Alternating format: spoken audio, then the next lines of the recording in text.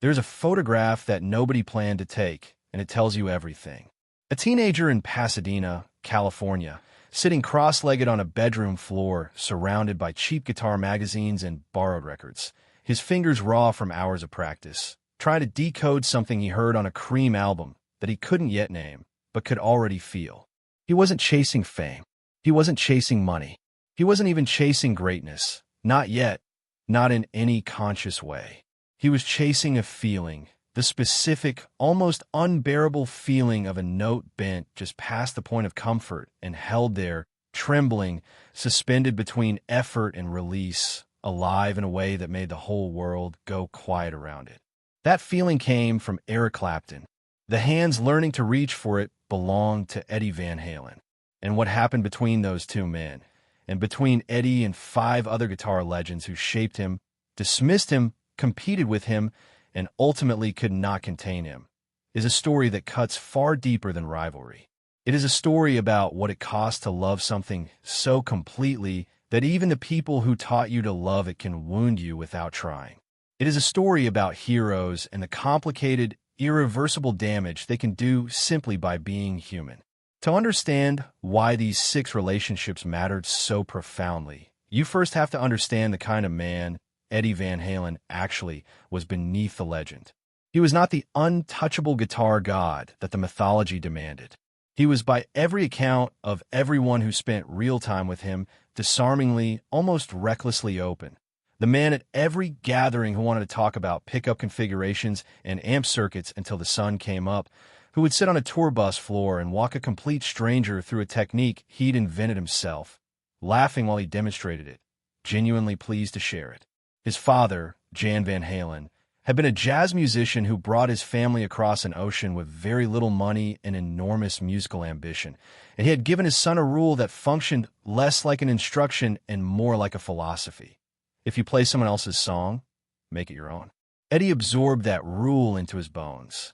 Every tone he chased across 20 years of obsessive experimentation, every technique he developed in that Pasadena bedroom, and then refined on stages in front of tens of thousands of people, came from a fierce and almost sacred conviction that originality wasn't a strategy or a brand choice.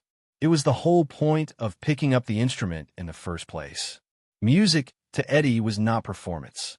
It was discovery, and you cannot discover anything by retracing someone else's path, which is precisely why what his heroes did, and what they failed to do, cut him in places that fame and commercial triumph never fully reached. The first wound arrived from the man who had started everything. Eric Clapton had not simply been an influence on the teenage Eddie Van Halen. He had been the reason. Eddie once told Guitar World that Clapton was God to him. Not a metaphor, not hyperbole deployed for effect in an interview, but a genuine description of the reverence he carried for the man's playing.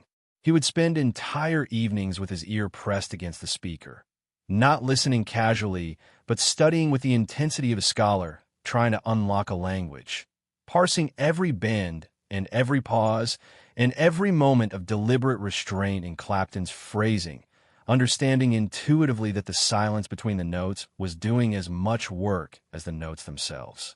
He learned the crossroads solo note for note. He learned the phrasing, the sustain, the particular way Clapton seemed to breathe through the instrument rather than play it. And all of that learning shaped what Eddie would eventually become. Not by giving him a template to follow, but by showing him what a guitar could feel like when it was truly alive. By the late 1970s, after Eruption announced itself to the world like a thunderclap that rearranged every assumption anyone had ever made about the electric guitar, Eddie found himself waiting for a response from the man who had started the fire. Instead of recognition, he received an assessment. Clapton, asked about the young guitarist rewriting the rock playbook, acknowledged the technical achievement and questioned the emotional one. He said he didn't hear much soul. The words were measured, almost casual in their delivery, which made them more devastating rather than less. For Eddie, who had poured everything he understood about feeling, about the ache of wanting something you can barely name, about joy and chaos and the specific exhilaration of physical freedom, into every note he played, being told his playing lacked soul was not a professional criticism. It was a rejection of the most intimate kind.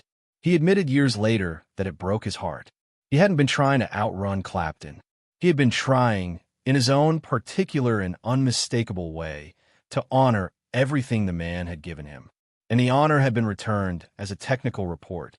The two eventually met in person in Los Angeles, and Eddie arrived with the same fragile, complicated hope that a devoted student carries when he finally stands in front of the teacher. The meeting was polite. The conversation was careful. They talked about guitars and amps and tone, touching the surface of shared passion without ever breaking through to anything real. Eddie drove home understanding something that would take several more years to fully settle inside him. He had loved the myth more than any actual person could sustain, and he arrived somewhere quietly important. He stopped seeing legends as gods and started seeing them as humans. Brilliant, certainly, but flawed in the ordinary ways that brilliance never quite eliminates. When asked years later whether Clapton's words still stung, Eddie laughed softly and said maybe they were simply from different planets. Clapton painted in blues and shadows. Eddie splashed neon across the sky. Neither could fully read the other's language. But he never stopped acknowledging where the fire had started.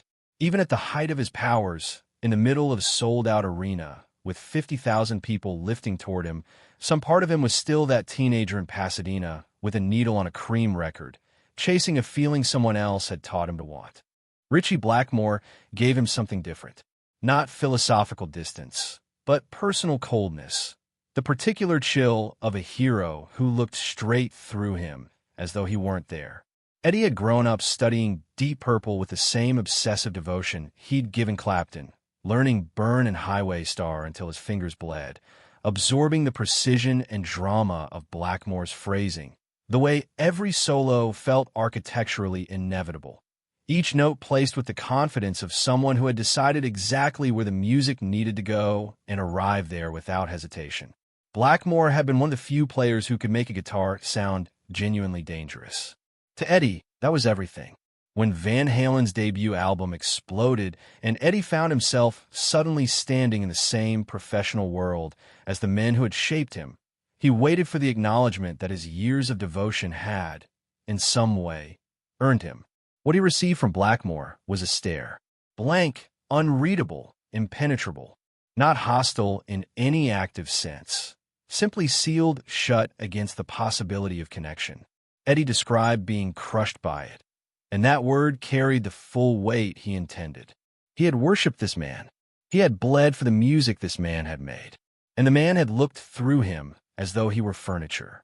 Blackmore's eventual assessment, delivered years later in a magazine interview, landed as both acknowledgement and dismissal in a single sentence.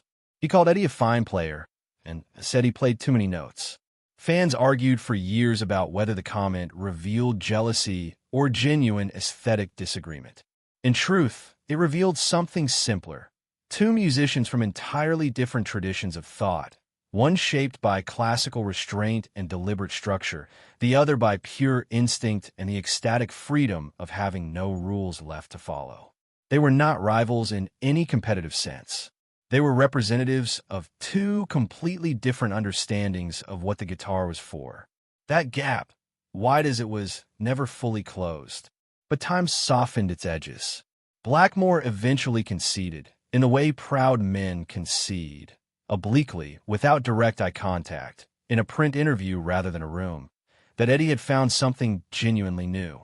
That what he did with the whammy bar, the tapping, the harmonic language he'd constructed from scratch, was clever, that he had found his own voice. It was the recognition Eddie had once desperately wanted, arriving a decade past the moment when it would have changed anything. By then, it was simply true, and Eddie received it as such. Joe Perry of Aerosmith offered essentially the same cold indifference that Blackmore had, the same blank stare that Eddie described with a phrase that stuck in every subsequent telling. They gave him the shaft with their eyes. He wasn't asking for mentorship. He wasn't asking for approval or validation or a place at the table.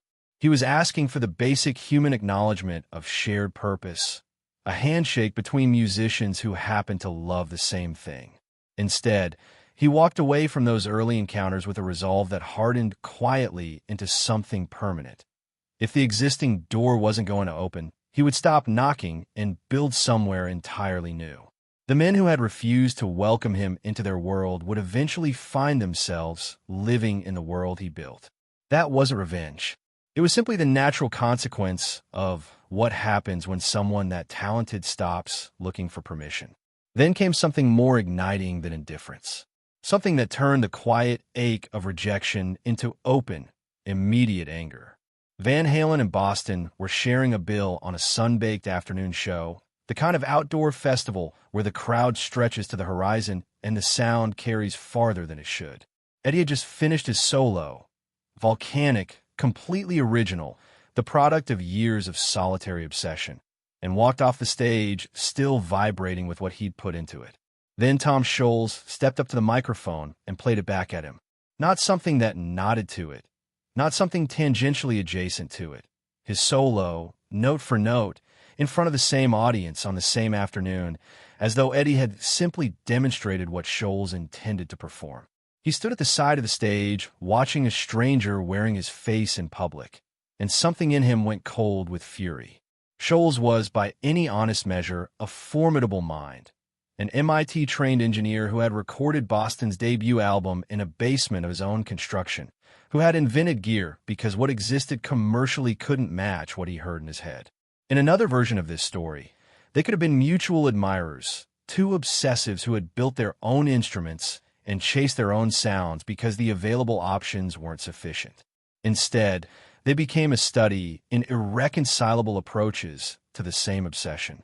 Scholz pursued the perfect sound through formula and calibration, adjusting decibel curves backstage while Eddie was out front laughing with crew members and talking to fans. Eddie pursued it through feel, through productive chaos, through the willingness to blow up equipment and see what survived. He once